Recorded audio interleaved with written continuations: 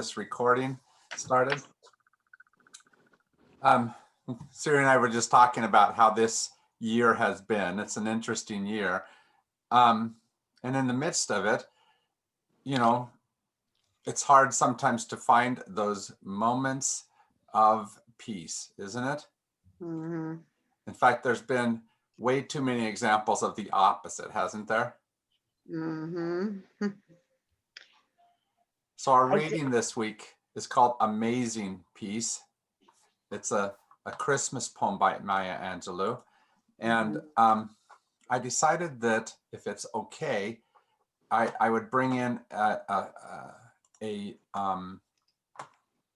guest reader. So you wouldn't have to listen to me read it again, read a poem again. And I'm sorry that you're not going to be able to see her, but I think you'll enjoy her voice. So here we go. Okay. Can you hear it okay? Mm-hmm. Amazing Peace by Maya Angelou. Read for you by the author.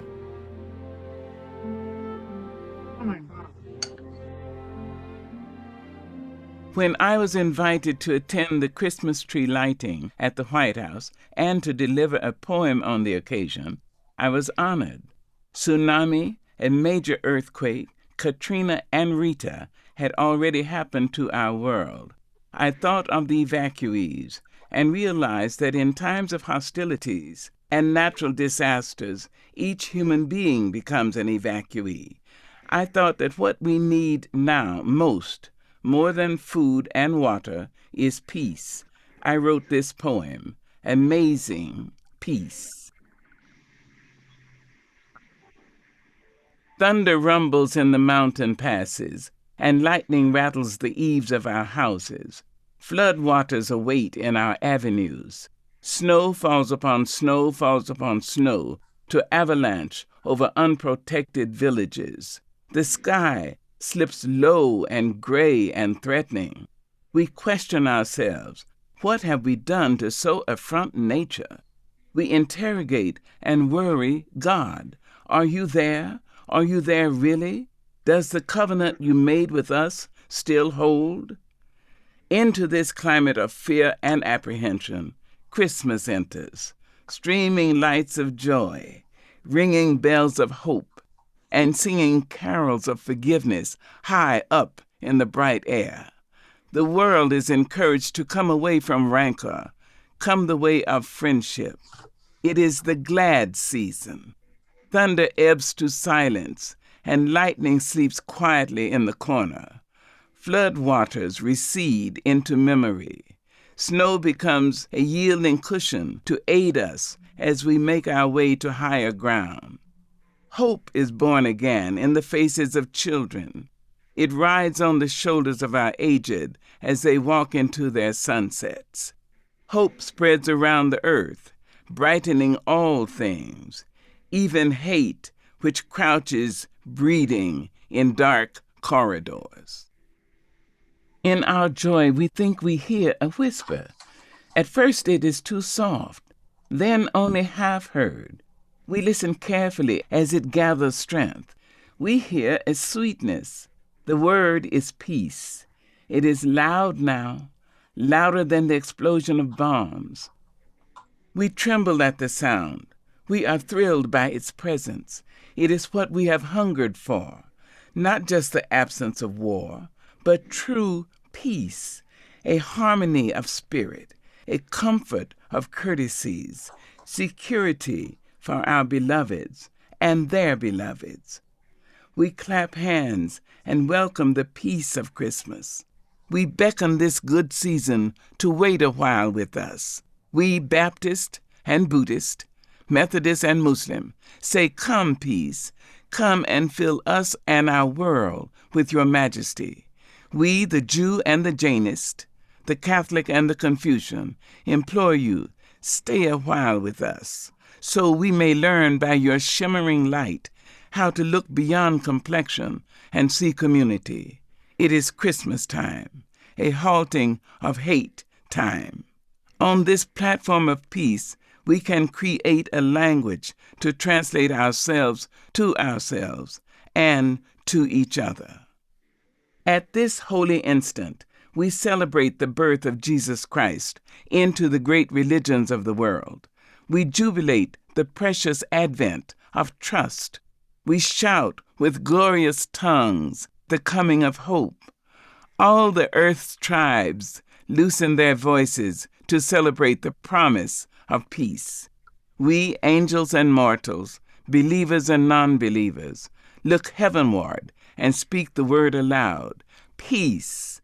We look at our world and speak the word aloud, peace. We look at each other, then into ourselves, and we say without shyness or apology or hesitation, peace, my brother, peace, my sister, peace, my soul. Mm.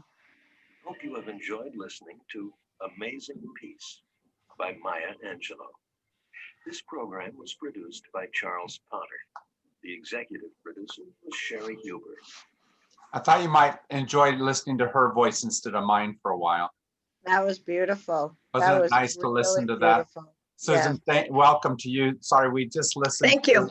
Maya Angelou's Which reading one? her poetry, her book, her poem, Amazing Grace. Excuse me, Amazing. Oh, Peace, okay. the one we're using today. And I have this book in my office with the CD there, so you can borrow it if you want to. Great. I was confused about how this all works. So I first was listening to the one that came out on Tuesday. Yes. So I heard her read it. Oh, good. I'm glad you get to hear that. Nice. Yeah. So I'm glad you found your way to us as well, because I've met with these other three ladies quite a bit, and they are brilliant and insightful and magnificent, and you will like How being lovely. part of this group. Our Thank you. concept today is peace, and in the midst of 2020, we've found some non-peace, haven't we? Mhm. We found some ways. I wasn't present last week, but I watched Saturdays. And that was a really good discussion we Good. had on Saturday. Yeah, Good. sorry. So how is it in the midst of all that stuff? Do you find peace? I'll be back in a little while. The first thing, of course, is to do that inward thing and figure out how, in the midst of all the stuff you can't control, because you might have realized there's some stuff you can't control this year. How is it that you have found ways to carve out a bit of peace in the midst of that? What's something you do that helps? I meditate every morning for an hour and 15 minutes. Good. And I do a chakra meditation. Yeah. I had a really hard time getting into meditating. I would try, a few different ways, and it just wasn't helping, and I just couldn't do it. And finally, when I started with the chakra meditation, I found two things. One is that having something that I could visualize helped keep me focused. And the other thing is I had to just let go of the fact that things go through my brain and I'm not really able to fully just have quiet in my head, and sometimes I get there and it's like, oh, it feels amazing. But, it doesn't last as long as I want it to, of course. But most of the time that doesn't happen. I let it go, and I try to focus on positive things. If my brain is going to be thinking, I may as well be thinking about my art, about something that is gratifying and something that I could maybe be getting insights in when I'm in the third eye, something like that. I sometimes think about how we typically encounter peace in the world, and what we want to do is make it so that I never have to worry about it again. But it's more like what Joni goes through as a first grade teacher. You get 10 seconds and then something's going to happen again, right, Joe? And you have to hold on to those small moments and let them affect you in the rest of the moments. Right? Because and it's not necessarily that the rest of the moments are bad, but sometimes they're busy. Sometimes you're scattered trying to do all the different things that are there in front of you. And how you can carry that piece forward will affect how you deal with all that other stuff. But it's a challenge. In the Tuesday class, Marty White was speaking, and she was telling her story about where she'd found some peace. And she spoke about 4 sentences, and they each started with these 3 words. It still isn't. It still isn't. It still isn't. It still isn't. And I said, I say that a lot, Marty, but I usually use at the end of the sentence the word damn it. Because I want it to already be. And rarely do we get to that perfect place of being completely peaceful, either around us or within us, do we? Mm-mm. Mm-mm. But I like this book because what it holds up is this is the glad season where we once again try to, in the midst of the thunder that's rumbling, we allow it to ebb to silence, as she says, and we make our way to higher ground in order to try to remember peace again. Mm-hmm. This season, how do you find, what do you do during this season specifically to help you find peace? What are some of your practices? Go ahead. Go ahead, Joe. I think I was just sitting here thinking, I'm the type of person who's always had the TV on, just background noise, just even though I'm cleaning or doing papers, whatever. And I found that more recently I turn off the TV. I have the radio off when I'm driving, and that has never happened. But it's just kind of that quiet in the house or in the car that just allows, to be open to something else. Don't need the background noise always going on. We often use that we've learned to use the distracting stuff. And sometimes you're right that it makes it so that our ears don't open to something that maybe we need to listen to. Mm-hmm. And there's lots of ways we distract ourselves that way. You're not alone in that. Mm-hmm. And not that things always have to be perfectly quiet, because sometimes some of that noise can help us to find that peace, but it's when the noise becomes the distraction rather than that which helps us to discover. Mm-hmm. How about the rest of you? So I also meditate, but I do guided meditations because I have a really hard time with same thing. My mind is too busy. And I find like I wake up in the middle of the night sometimes because I have to pee, but then I can't get back to sleep because I start thinking. And then I do a guided meditation, which helps me take my mind off of thinking. But one of the things I love about this time of year, besides like, just I love the lights and the candles. And I love the music. I love Christmas music, Mm-hmm. but a lot of times I don't want to hear the noisiness of it. Mm-hmm. So like when I'm home, I'll listen to instrumental Christmas music, which I find so like relaxing, and I just like love the melodies. Nice. And it's like you only hear them for a month out of the whole year, and I think some of them are just beautiful melodies. So I do really like the music. And to me, that's a very calming thing, especially if I'm not listening to the like radio Christmas music. Yeah. You know what I mean? With the commercials and all the goofy songs and stuff. So that's one of the things I do. Here's the good news, Mary. Some of those songs that we've decided are Christmas songs are not, right? Mhm. For example, Jingle Bells was written originally as a Thanksgiving song. Really? but joy to the world is not talking about the first coming of Jesus. It's actually talking about the second coming, the end result, and so it's very appropriate at any time of year. Well, I always love green sleeves, and that's what child is this. Uh-huh. Uh-huh. And many of those songs, even if they were originally a Christmas song or an Advent song, like O Come Emmanuel, that's a song that is not a bad song for us to sing at any moment, isn't it?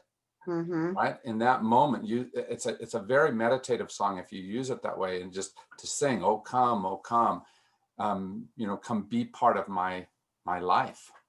And the songs that we have today, at least one of them uses that. Come Thou Long Expected Jesus, the one by John Wesley, is one that can be sung at any point if what we're trying to do is invite that presence, that feeling into us. Mm-hmm. Yeah, we get sort of stuck thinking those are only in certain kinds of seasons and situations when they can, we can hear them really differently. Yes. When we use them in a different time. Yes. We used to have before retirement, we used to have a bookstore coffee shop that played, we sold CDs. And so we would play some of the CDs that we sold as kind of background, or people wanted to hear them before they bought them. And one of the kind of nice collections we had was of Celtic Christmas and winter kinds of things. And what you all are reminding me of is it's time for me to shift those into my playlist and be able to enjoy some of those while I'm walking, or when I put them on the speaker when we're sitting with a cappuccino or starting to cook dinner or something, so thanks for the reminder about that. Mm-hmm. And I'm glad all of you I have a Celtic Christmas CD also. And I'm glad all of you are kind of reminding us that there's different ways to be able to enter into this. And it's not always necessarily silence, but it is something that quiets us and the world around us. So my candle up here, the second candle, is a purple candle. And for me, purple is a color that's a mellow color. It's not the bright shine in your face of red, right? It shouts like the orange. It's a color that is a mellow and a calming color. And I think at least part of what trying to find peace is how do we calm some of the stuff in our life so that we can hear something else. In her poem, Maya Angelou said, in our joy, we think we hear a whisper. I like that, just that line. We think we hear a whisper. But as we keep listening, at first it's too soft, but then only half heard. But we keep listening. We listen carefully as it gathers strength. We hear a sweetness. The word is peace. And it takes some intentionality and deliberateness to stick with it when all the other stuff seems to be more present. Yeah. One of the things I do like, though, about her poem, and as we're starting into Advent, is the acknowledging. I think when she wrote that, it was right after Katrina and the tsunami and some kind of avalanche disaster. A reminder that things are not always what, we're in a situation now, and people always have been, when things are not right in the way that we would like them to be. So we step into Advent in the midst of all that, and not to pretend it's not there. Yeah. Did you guys read her other poem that was suggested? It was called A Brave and Startling Truth. I did not. Okay, it's a magnificent poem, and we're going to use it on Sunday, but we're not going to use the whole thing. We kind of are using the second half. But in this poem, she says, over and over again, when we come to it. Almost every stanza begins with those words, when we come to it. And what she's talking about is when we come to the day of peacemaking, when we release our fingers from the fists of hostility and allow the pure air to calm our palms, right? And then she talks about all the different ways that we have to fight that. When the curtain falls on the minstrel show of hate, when we let the rifles fall from our shoulders, all the ways that we continue to be in that struggle of life. And at the end, this is what she says. When we come to it, we, this people on this wayward floating body, created on this earth and of this earth, have the power to fashion for this earth a climate where every man and every woman can live freely, without sanctimonious piety, without crippling fear. When we come to it, we must confess that we are the possible, we are the miraculous, the true wonder of this world. That is when, and only when, we come to it. So she is very strong about saying it's not because it's peaceful, because it's easy, because everything quiets. It's because we learn something different about ourselves and about the world. Mm-hmm. That's where peace comes from. Joni, as a teacher in that very noisy first grade classroom, one of the things I love about her is she's very different than me. I bring energy to a situation like that. She calms a situation like that. And her classroom is so much, so it has a whole different feel than what my classroom ever was, because she sits there and she continually draws the strongest of that moment out of them in remarkable ways. And it's because she brings peace to it. And peace is not often, it's not always a definition of first grade classrooms. And yet with her, it really is. I've enjoyed the last little while listening to her from the other room as she teaches on the computer, and in a situation that is less than what anyone would want it to be. And yet, but it's been nice to listen to that wonderful voice. And in essence, that's part of what we have to try to do, is use that type of voice into the world as well. Into the struggle in our hearts first, I guess, but also into the chaos around us. Mm-hmm. So at least part of the question that we have to ask is, how do you do that? In this poem, she says, it is Christmas time, a halting of hate time. Mm. And on this platform of peace, we create a language to translate ourselves and to each other. That somehow we have to rename both us and them. And if you don't know who them are, then you're really lucky, because there's a lot of them, isn't there? And to try to give that a different name, both in who they are and in how we relate to them. How are you doing that? What's helping you right now?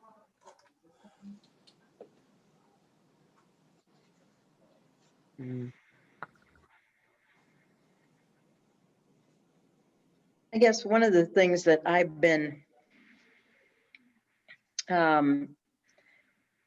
trying to live into, having just come through the whole election ordeal, and being so relieved at the results of the election, trying to think about what it must feel like to, about half of the Arizonians who aren't feeling good about how things turned out, the results of the election, and trying to imagine just what they're experiencing. Yeah. And So that's one of the, and that it's not my nature, Right. you know, I mean, my nature is to have my own kind of agenda about things. But I've just been trying to think about who knows in terms of my, in this whole neighborhood, who some of the folks are that are feeling worried, angry, sad, you know, as they head into this next time, and what that must be, that experience must be for them. So I- that's a discipline I've been trying to practice I think these that's a good days. discipline, because election day brought peace to my soul. Well, at least as it resolved in the week after election, right? That did bring some peace to my soul, but I have friends of mine who it brought the opposite. You know, I was thinking about, it's been a hard 4 years. Mhm. And I've been thinking about when Trump was elected, there were so many people that were in, like, people that, you know, prefer Biden. There were so many people in shock. And I remember you had a meeting up at church, up at St. Did. Francis, We did. to talk. And I came to that and just, I remember how I felt. I remember how everyone felt. Everyone was so in shock. And just to be present with each other was essential right then, wasn't it? It was, that was like, that kind of I flashed on that Right. recently, because that was so meaningful to me, to have that group of people there. But having that insight will help you a lot in dealing with the person who's feeling that same type of thing right now. And you may not want them to have to feel that, right? Because you may think it's the best thing ever, what's happened. Right. But Right. to know that the type of feeling that they may be feeling as as their candidate doesn't win helps a lot. Go ahead, But Joe. the other thing is, we had a different approach than some people are having right now to the loss. Yeah. The way we approached it was to come together and talk about it. That's not how some people right now are approaching it. So that's upsetting to me. Yeah. Right. Okay. That's all I wanted to say. Sorry. No, but that's important, Mary, that when it comes to peace, it's not a cookie cutter type of thing. Yeah. And we have to give space for different approaches to, we have to give space for different reactions about. It's tough. It's tough. We want to formalize it where we say, okay, if you just do this, automatically you'll be peaceful. But like Siri said right at the beginning, this kind of yoga didn't work for me. That kind of stuff didn't do it for me. And she had to find the one that did. Joni, you've been waiting. Well, I was just thinking about what Susan said. The people that I'm around are not expressing, people who I think probably was hopeful that Trump was reelected. I don't hear them expressing it. And so it's even a little more challenging to allow them to have those feelings, because I'm not sure. I don't know if you guys are experiencing that as well, that, teachers I work with, or a parent, that I am pretty sure, they're not expressing their sadness. And so really giving them just the space to be wherever they are. And I feel like we all have to be patient. It's coming, change is coming, but we know it's not going to happen until January, but that we're just quietly allowing whatever needs to happen and know that it will get better, I guess, is what gives me the peace. It does take time though, doesn't it? Going to, yeah. And I don't always confront people because I'm at a school. The kids aren't back. We just have the special needs kids. But we're dealing with, there's a lot of teachers in the building teaching Zoom from their classrooms. We're also dealing with the workmen coming in because we're having work done. And I know one of the guys came in and I didn't even say anything, and he started going off on, the pandemic and everything's just getting worse. And I knew what he was talking about, and I just didn't go there with him. Mm. Like I didn't, I just said, well, things are going to get better, but I knew what he was basically saying is now the election happened and now things are going to hell, Yeah. but I just didn't engage. I guess I just was trying to be hopeful. Yeah. Because in some ways he's hoping it all goes to hell because it proves that he's right. And I got to Yeah. tell you that 4 years ago, in that space of disbelief, I was kind of also hoping the same thing, right? Because it would have proven that I had the right answer, not the one that got chosen. But look what that gave you, 4 years of being right. Let's not ever have those 4 years again. Yeah, that's not. You were so right. In her poem about the brave and startling truth, she has a remarkable set of phrases that I just love.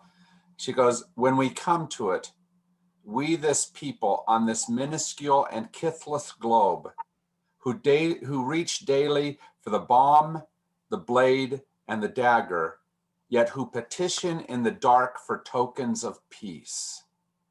And we all do that. I've listened to my Republican friends, and they are doing that too. They may be reaching for the dagger, but I hear them also seeking for peace, even as they're grasping that weapon. And I see myself doing that same thing in return. And how do we bring out the peace-seeking side of each of us rather than the weapon-grabbing side? It's a challenge because oftentimes I and my actions are the reason why my friend is grabbing for that weapon. How do I somehow adjust to help the other side come up? I don't do it perfectly, you might have guessed. Yeah, but you engage, which is better than what I do, which is not really engage. Well, one of the things I've learned, Mary, is that something that we sometimes do is we retreat from thinking that that's bringing peace, but it's truly not. It's bringing this pseudo community where we act nice to each other. And true peace only comes when we are in true community, deep community. We may not be of the same mind, but we have chosen each other in the midst of whatever we're not still in agreement about.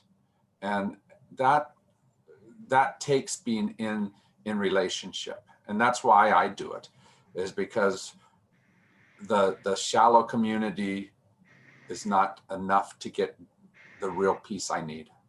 Mm-hmm. But it's tough. It's tough because it's easier to hide in that other place.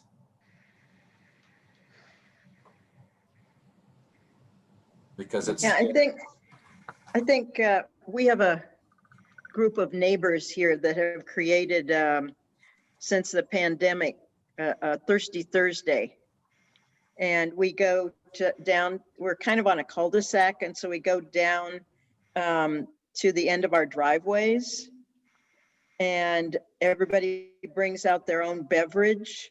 And if they want snacks, we don't share anything, but and there's I can tell quite a diversity of who we all are.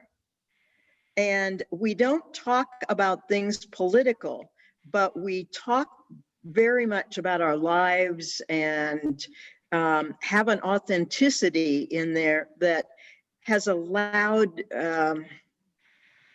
for some really good, solid relationships to develop. And then things come up as we neighbor, and that before this time, we really didn't didn't even connect with one another. Yeah. You know, the pandemic has actually brought us into neighboring, Yeah, nice. and it has been a nice community, and it's the thing that's kind of helped me think about, you know, people are more than one thing. Yeah, They aren't just who they voted for. right. You know, And I love the image that you're drawing there, Susan, because I don't have to make it so that your house is exactly like my house, although I think I sometimes do. Mhm. But I do have to make it so that you don't think your house is the whole of the world. Yeah. And Yeah. we have to be invitational to each other to come out of those houses, which are peaceful in one way, but are a small piece compared to. It's not enough for me just to be peaceful inside of here. That piece has to expand beyond, doesn't it? And putting ourselves out in the middle of that means that sometimes we have to figure out a different piece than just perfect whatever I discovered inside. yeah. And we have to do it before all the issues are solved. I want to, oh, go ahead, Mary. You look like you have I something. was going to say, I just think it is easy. I mean, I can relate to people on other levels besides politics. Right. There's so many different levels, you know, as a parent, as, Right. you know, a person, a hiker, as a, what, you know, there's all these different things. I'm a lot more than just my political preferences, and I can relate to people that way. I guess I just have such a hard time with the, just the way things have become so extreme, I guess is what. Yeah. it But what is. you're talking about, Mary, usually when I've talked to couples that are in spaces where they're looking at breaking up, it's usually because they become focused on one or two issues instead of the whole of that other person, Mhm. right? And those issues may be ones that are really difficult. Most marriages have something that's there, and they've forgotten though some of the other reasons why that person is worth holding on to. And that's true in our whole world. If all we're seeing is just the politics, we're missing a whole lot of each other. Mhm. Let me give you a good exercise to be able to go and learn. And it's watching a movie, because I think watching a movie is always a spiritual experience, you know. It's a movie called Merry Christmas in French, Joyeux Noël. And this is it right here. And it's about 1914. Oh, yeah. Okay. Middle of World War I. And it's a battlefield in the middle of Europe. And in one corner are the Scottish, and another corner are the French, another corner are the Germans. And they've been shooting back and forth across the battlefield, and they're all hunkered down inside their trenches. And then in the Scottish bunker, somebody begins to sing Christmas songs that can be heard across the way, right? And a opera tenor in the German lines gets up and begins singing magnificently across the battlefield. And in the French lines, they stand up and clap for that. And it begins to break down that the battle lines between us are not the only definition. And so they step beyond the battlegrounds, much to the consternation of the headquarters of each of those armies, right? But they step across and say, for a time, let us remember our humanity rather than our divisions. Mhm. Um, Isn't that based on a true story? this is a true story, yeah. Yeah, Absolutely. I've heard that story. So if you get a chance, this is in our Library for Peace. So come and check it out and watch it. It's a magnificent story to do. And we need to tell each other those kinds of stories, because peace doesn't come easily to us in the face of many of the things that are between us. And yet it's what we really need, right? for them, Yes. as Maya Angelou said, the language that they were creating was a language that was saying our music is more important than our guns in this moment. And so that was the new language they were listening to. Right, yeah. Yeah. So you have to say, what new language do I hear with this person over here that right now I'm against? And not necessarily even just in the big things like politics. Who is it that right now you're arguing with? Who is it right now that's irritating you in one way or another? And especially in isolation, we all have some good reasons why we're irritated with the person we're isolated with, right? And you have to figure out what else can you speak about that person and hear. Mhm. The I'm by problem my, is- I'm by myself, but it's just funny because I'm observing all the couples I know who are having a lot of challenges Uh-huh. during this time. And Yeah. I'm sure I would be too if I was still married. But, you know, I'm like going, well, at least you have somebody. And they're going, at least you live alone and you don't have anybody else bothering you. Yeah. It's, you know, there's two sides to There are everything. two sides. You know, there's not a perfect place to find peace, or not a perfect place, not a place that doesn't allow destruction of peace to happen, Right, yeah, right? yes, right. It's always a series of choices that allow us to perpetuate the peace or to not perpetuate it. Mhm. Mhm. And choices that tomorrow could break the peace both within me and around me, Mhm. depending on what I say and do.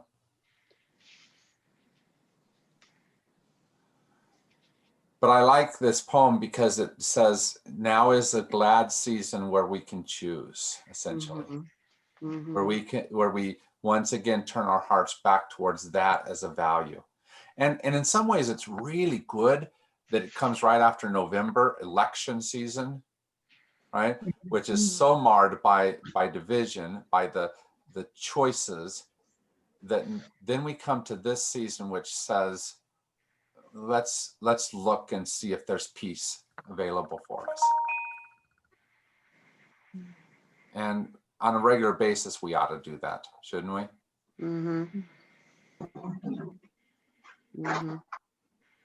And sometimes it can be as simple as right after you've had the fight with so-and-so, whoever they are, choosing to go into a meditative space, whatever that space is, so that you can recover some of the calm to be able to maybe see that better and not tell just the story of whatever the anger was, whatever the division was. Mhm. Because however real that those harsh feelings are, it doesn't tell the whole story. Mhm. But we act like they do, don't we? Mhm. Mhm. In this book, it talks about challenge yourself to be a peacemaker and look at a relationship maybe in your life that's strained and reach out and see if you can start a little bit of reconciliation. That's hard. It is hard. But it's the ongoing thing, isn't it? Mhm. Mhm. To do that, you have to ask not just what does peace look like for you, but what might peace look like for your enemy, for that other person. Yeah, I feel like if you've made like a conscious decision that you're going to kind of separate from somebody for whatever that reason is, are we really called then to turn around and reach out to them? Or, can we go ahead and continue on the path we had kind of chosen? But when you say do it for them, or can you still have those boundaries with whoever that person is, and not sever that relationship, I guess, is what I was wondering. Yeah, yeah. In this poem, she says that peace is not just the absence of war. And I think that's important. Sometimes when we separate and draw those harsh boundaries, what we're really saying is, get out of my life because you make it hard for me and I never want to see you again. And the question is, because that does bring a type of peace, and sometimes we need to do that. But how do we, in the midst of that person being present, still find peace? And it won't be a perfect peace, because whatever that person was of discord might still be there. They might not heal all of that. We might not be able to heal all of that between us. So we might still have to have those boundaries. Mm-hmm. Yeah. But think of it this way. And this is an imperfect metaphor because everything every relationship is different. But mom and dad divorce and they're sharing the kids, and they can be angry at each other for years sometimes. And that will bleed into those children. Whatever is still the shared part of us feels the effect of the non-peace. And so what you're trying to do is figure out, I don't have to have everything together with that other person, but I want to make sure that whatever our relationship is isn't bleeding off into the other parts of life in some way or another. Mm-hmm. And that's how we perpetuate peace, is by choosing not to let this discord grow. Yeah. Mm-hmm.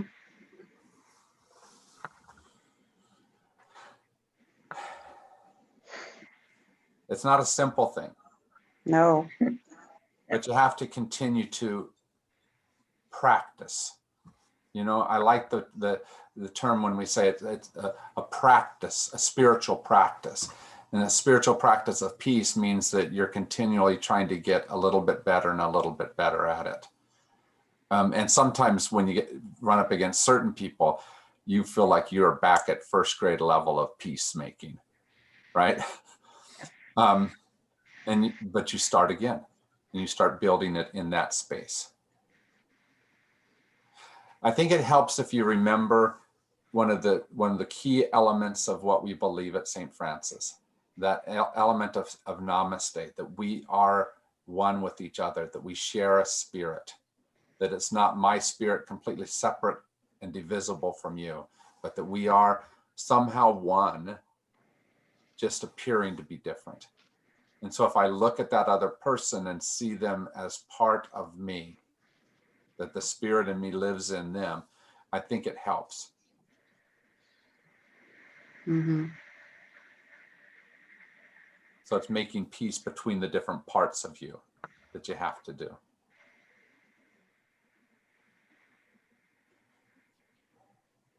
Mm-hmm. In the third poem that we were asked to read is a poem by Mary Oliver. And she uses a striking metaphor where she talks about making the house ready for the Lord. She says, and she talks about how she's swept out and washed, and still nothing is as shiny as it should be for you, talking to God. And then she begins to name some of the things, like under the sink there's mice, and the squirrels have gnawed a hole in the wall, right? Mm-hmm. And then she starts thinking about all those things, and she says this: and I still believe you will come, Lord, you will. When I speak to the fox, the sparrow, the lost dog, the shivering sea goose, know that really I am speaking to you whenever I say, as I do all morning and afternoon, come in, come in. And I like that image of every time we're able to somehow find a bit of peace, what we're essentially doing is finding peace with our God and saying, come in to this space. Which Mary Oliver poem is that? It's called Making the House Ready for the Lord. Okay, And if you need copies of any of these, as you came in, they're all there on that page somewhere. There's a link to each one of them. okay, okay. I don't know if you saw that or not. Do you want me to share my screen and I can show it to you? No, I think I saw it. I just didn't realize there was anything other than Maya Angelou's poetry, so Yeah, yeah. I No, didn't but look that closely at it, so. Susan, do you have the booklet, this booklet? Yeah, I have Yeah, this yeah. one. Inside Yeah. of that, if you go to this week, it will also talk about some of those. Like this Okay. is on the page 8, right at the top of page 8, Oh, okay, where it says more light, and it says making the house ready for the Lord. oh, yeah, So okay. I've taken all of those and put them all in place to be able to And help put us them do in- this. And put them in what? Let me show you. Hold on just a They're second. online like that. You can click on them and read them. Okay, and it'll bring the whole thing up? Yeah, let me just Okay. find this for you very quickly, and I will show you what it Yep. looks like. Yep. Takes me just a second to get there, but I'll get there. I just want somebody to read them to me. I know that's why I wanted you to hear Maya read this poem today, Yeah, that was beautiful. because That it's was nice to be able to hear that. Okay, let me share my screen and show this to you. Here's the St. Francis page. If you come down and you get to, where's the classes? Right here. Mhm. Then right at the top up There- here, yeah. these are the week 1 readings. Here's the Yep. week 2 readings. And so if you Okay, just click on great. any of those, then Karen set it up so that there you can see it really easily. Fabulous, All right. So fabulous. um,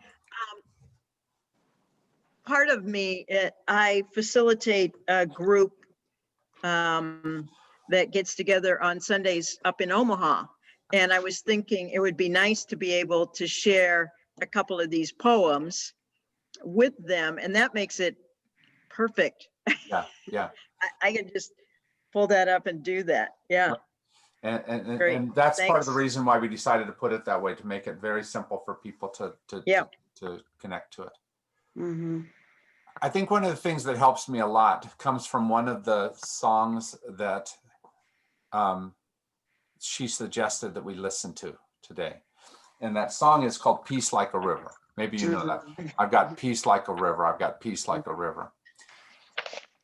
Here's what's important about that. The second verse helps you to understand. I've got love like an ocean. I've got joy like a fountain. All of those are trying to say it's not a little teeny stream. It's not a puddle. It's not a raindrop. It's big there. And you just have to realize that there's a whole lot of peace out there. You just have to figure out how to find it. Because what we're always very aware of is how much non-peace there is. We realize all the times that we conflict with each other, all the times that you're at the stoplight and the person in front of you isn't going even though the light is green, right? Whatever it happens to be. But just the fact Well, that and you're at that space where you're able to be controlled by that. I mean, that makes it so that we're not crashing. That's all peaceful stuff, but we forget that. Go ahead, Susan. I was just going to say, and that song invites you into just kind of letting whatever it is, the peace or the joy or whatever, let yourself be immersed in it. Yeah. You know, I mean, just let it be all around you. That's And exactly right. I think Mhm. that's a cool thing too. Yeah. And it's also the type of thing that you want to maybe not go and sing this song to them, but essentially sing the meaning of the song into the lives of those people who around you are feeling non-peace, sometimes bringing non-peace to you. Mhm. If you're able to at least be some of the show that there's a river of peace, it will help them to find it. Not perfectly, not all the time, but at least in some ways. And music is another way to connect with people that maybe right. you don't have anything in common with, That's right. other than They, you all they like may that song. know and love that song as well. Mhm. Maybe that's a song that they can sing with. They may be Methodist, and so they sing Charles Wesley songs, "Come Thou Long Expected Jesus." Right. Almost for sure, they have heard, if not sung, O come, Emmanuel, and are praying for that coming as well. Maybe not in the same way. Maybe they don't envision it in the same way, but somehow sense this need for something bigger to come, different to Mhm. come. Mhm. Peace is one of those things that will continually challenge us, because we will bring non-peace to each other quickly and repeatedly. We can also come back and bring peace. Mhm. Go ahead, Joe. Do you think that the Wednesday night service, to me, that brought me some peace, seeing other people from church and having that little worship time together? It was really cool. And it made me just feel like, we're still connected. Yeah. And we're not able to be together. So it really brought a sense of peace to me to see so many folks together. Was that a Zoom? I didn't go. I didn't watch. Is that a Zoom? It was Wednesday night at 7. Yeah, it was last night at 7. And it's really short. It's a little, I don't know, how long do you think it lasted? It probably lasted 20 minutes.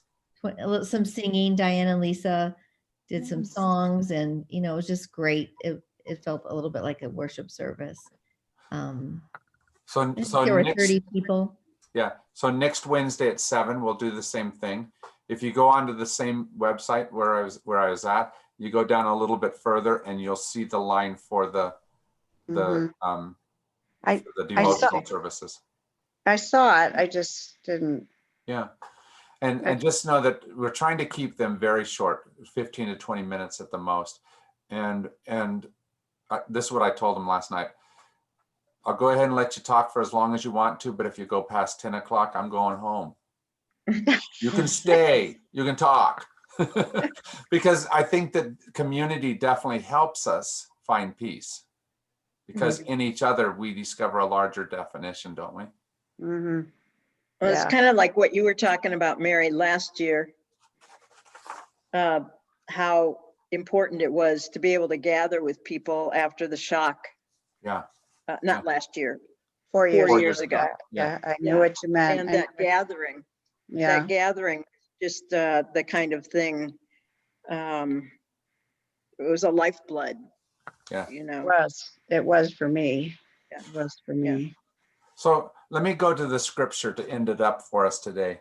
The scripture today comes from Isaiah, and Isaiah is a remarkable speaker. Lived in very turbulent times, but often talked about ways of healing and peace bringing. And in this one, he talks about in the wilderness, and these are the words that are usually attributed. These are the words that John the Baptist is usually speaking. So in the wilderness, he's doing all this stuff. In the wilderness, prepare the way of the Lord, make straight in the desert a highway for our God. Every valley shall be lifted up and every mountain be made low. The uneven ground shall become level and the rough places a plain. I'm always acutely aware of that image when I drive on Highway 8 to Yuma. Okay, because I get to drive on a wonderful road that gets me between here and there in a matter of hours. Where when originally they went there, this was what they had to do. It took days, months, maybe even, to cross that same amount of space. Why? Because someone has helped level that. And at least part of the practice of peace is, how do I make one of the rough places a little bit easier for you? How do I give you a bit of a level space to get through something that would have been more difficult? Maybe I can't take the whole mountain away, but do I speak something that helps you find strength, helps you find vision, helps you find purpose in the midst of it, and makes that way a little bit easier? And do I receive that gift from you in return in the midst of my rough areas? I believe that's what we're what peacemaking calls out of us. And it's an ongoing challenge. So thank you for doing it. Mm. Thank you for, we need it maybe this year more than any other year in any number of ways, right? Yes. Thank you for your time today. Thank you, everyone. Thank Thank you. you. All right. Good Nice to night. be with Bye-bye. you. Bye-bye. Bye.